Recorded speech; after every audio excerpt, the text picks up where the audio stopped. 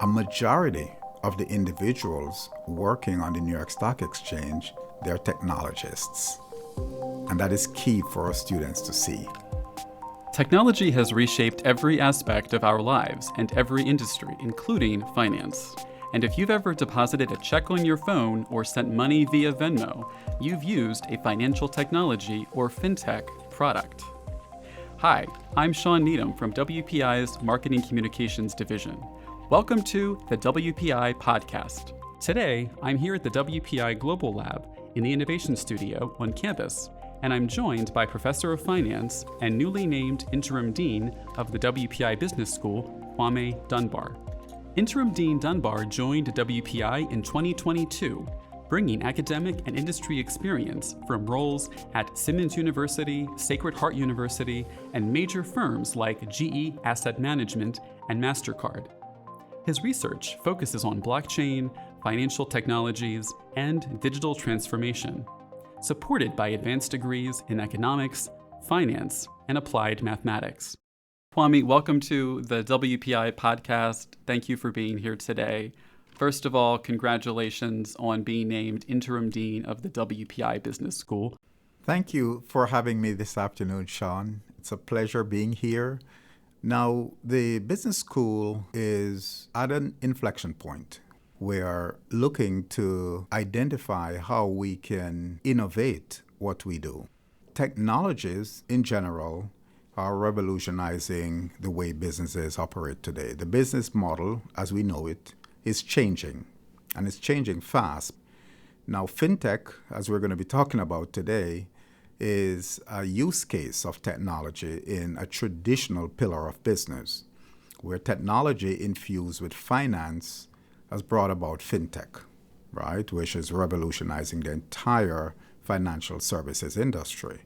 In a similar manner, the other pillars of business, which includes marketing, accounting, operations, they're all going through similar changes with technology.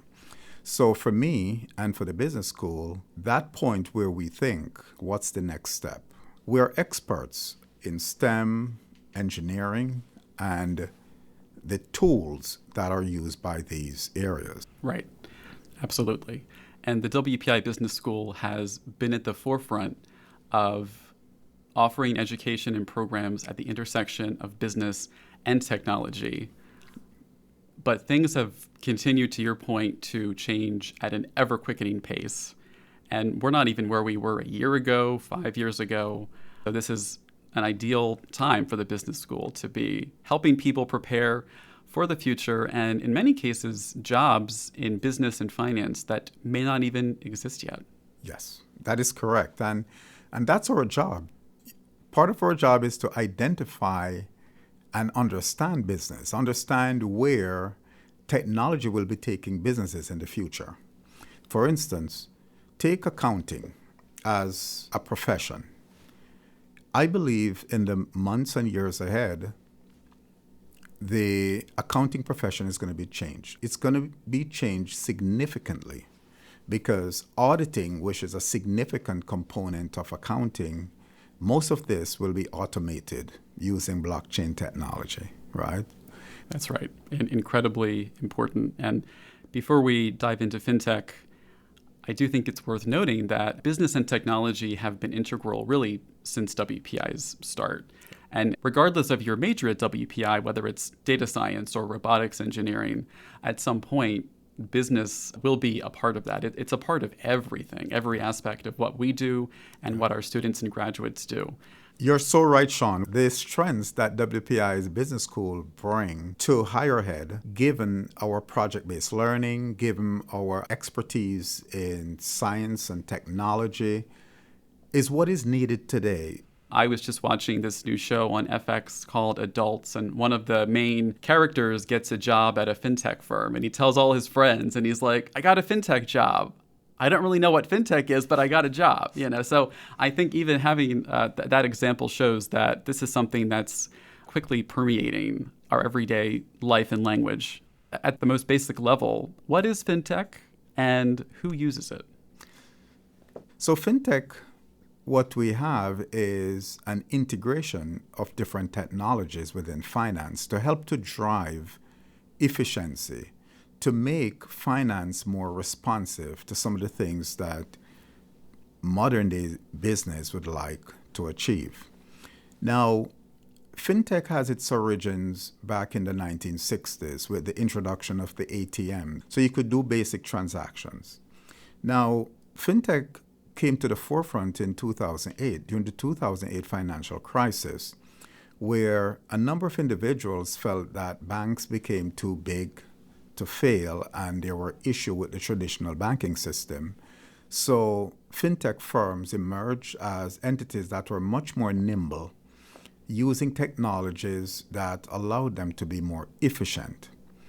As these technologies started getting pulled into finance, we found that fintech started to emerge in payment systems, such as using Venmo to make payments, Cash App, different credit products that were all online started to emerge and mushroom in many different areas. Taking it a step further, you mentioned blockchain, which is something that a lot of people have heard that term. A lot of people add it to their LinkedIn. That was a trend that started 5-7 years ago. Everybody seemed to have blockchain in their LinkedIn. And of course, cryptocurrency. How do you explain these two somewhat nebulous topics to students?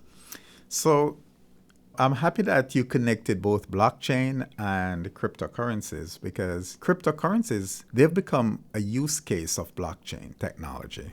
Now, in its simplest form, a blockchain technology operates similar to your checkbook, ledger, where transactions are recorded and they're transcribed, right, in real time, with a great level of security built around the transactions.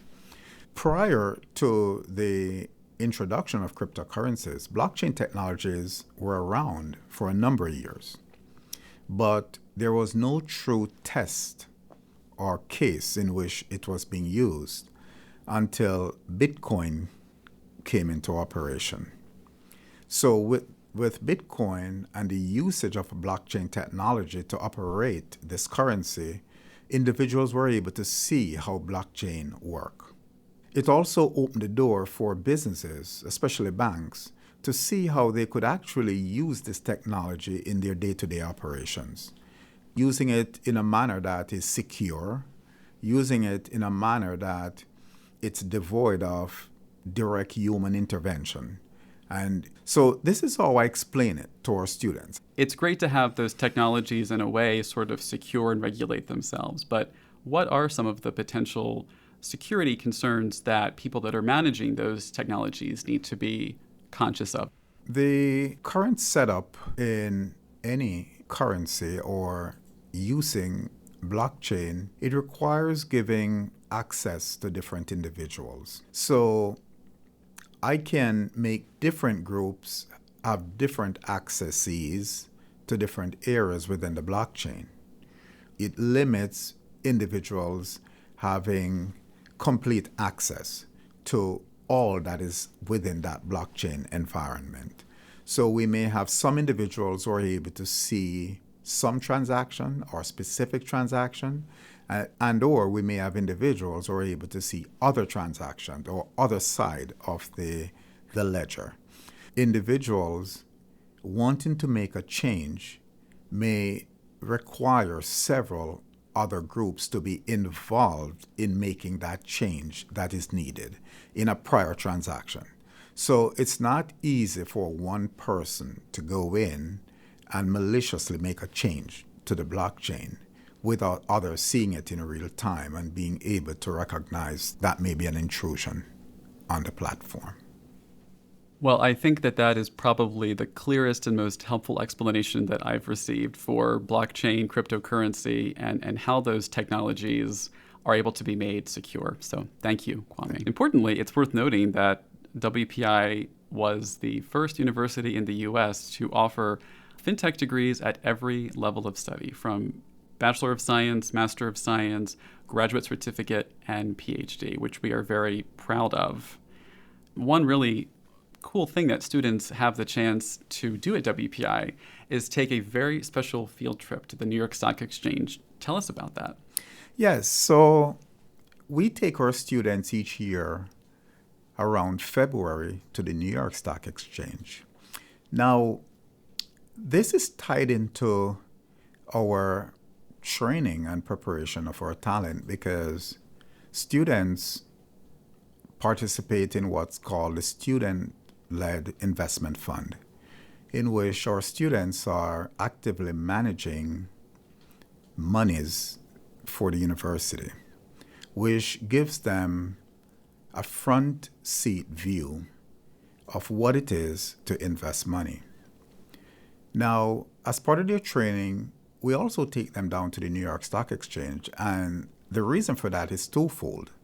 One is that students get a chance to see how money is created.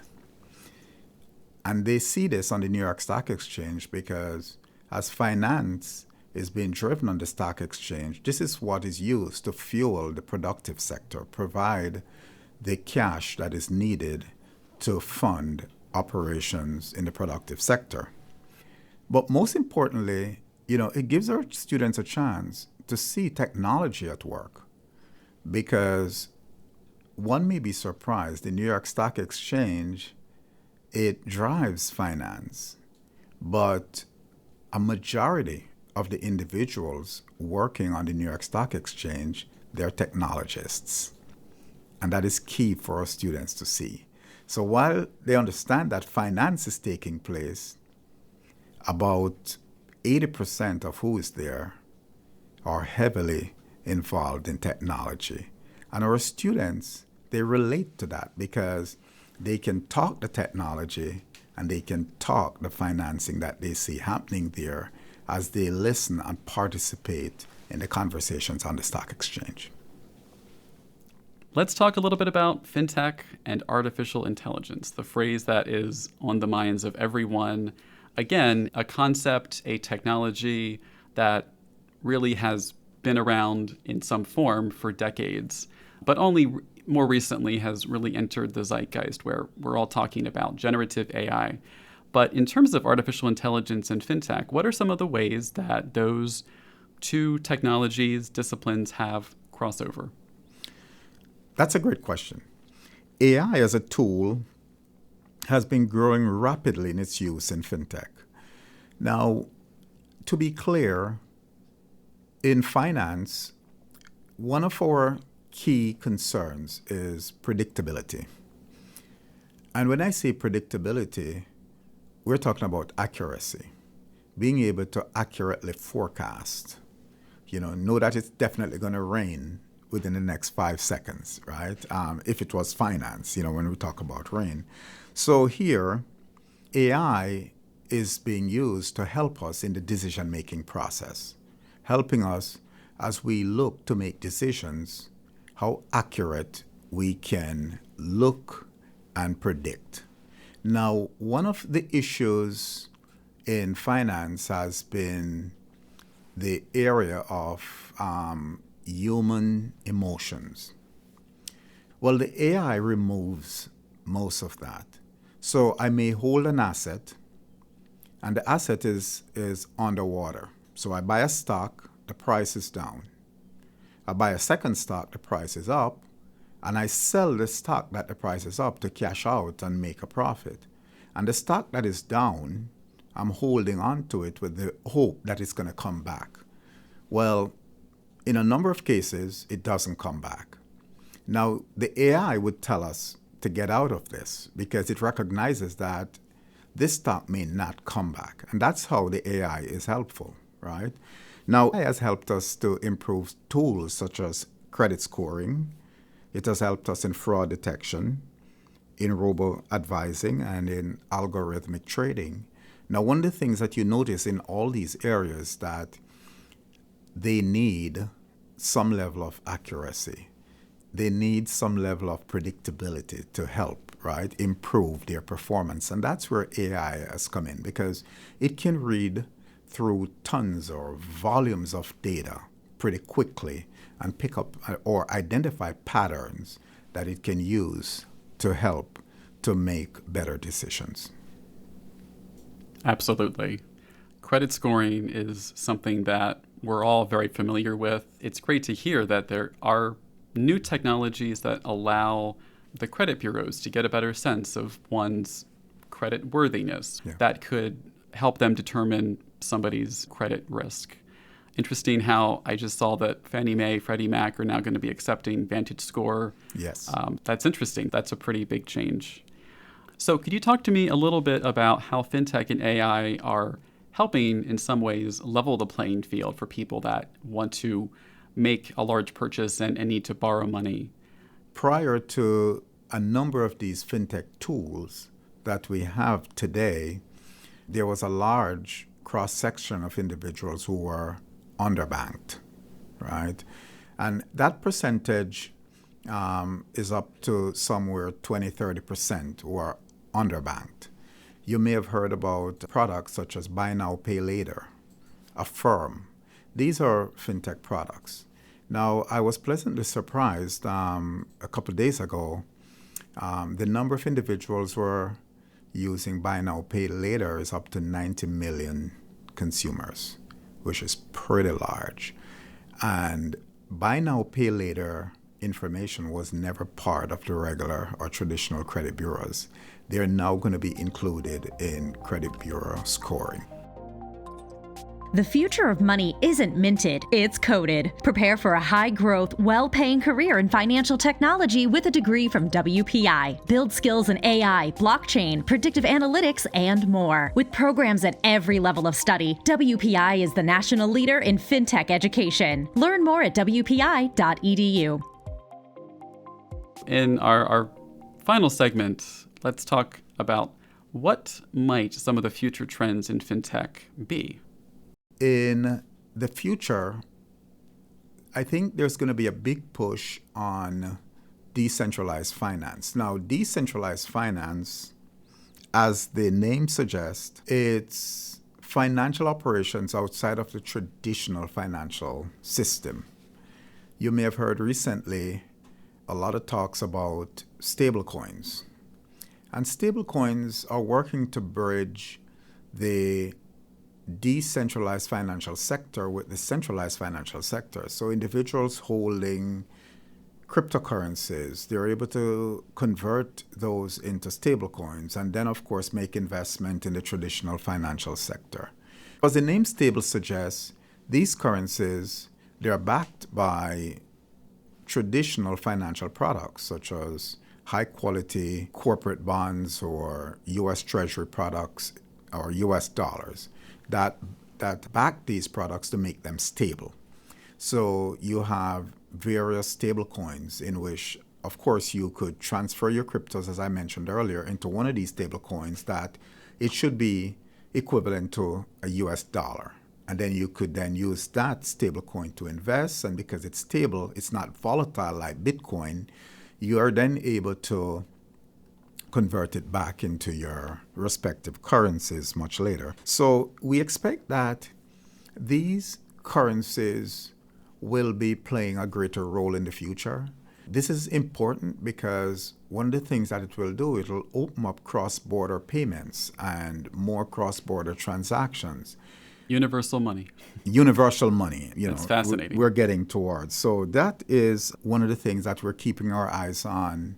Banks are actively getting involved into it. They're actually making moves to create their own products. JP Morgan is well ahead. Goldman Sachs is actually piloting products that they're looking to put out in this area. Now, I will also mention the tokenization of equities is another big area that is emerging.